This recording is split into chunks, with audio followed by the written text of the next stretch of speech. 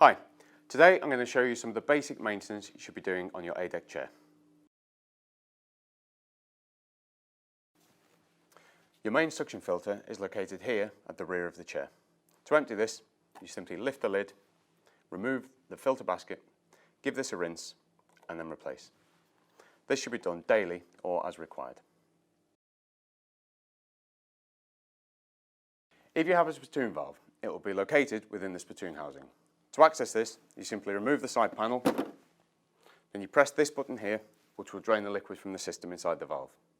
You can then remove the yellow filter by twisting it to the left. You can then empty, clean and replace it, and this will need to be done weekly or as required.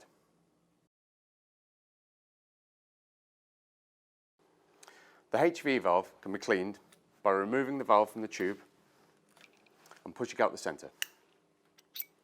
These parts are suitable for autoclaving, or you can hand wash them.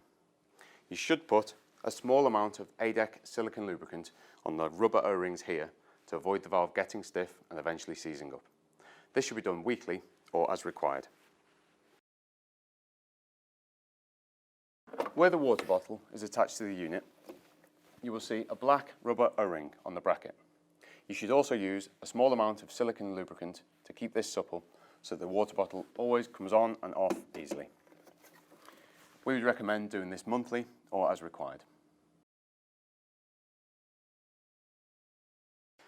At the rear of the delivery system, you will find this oil filter.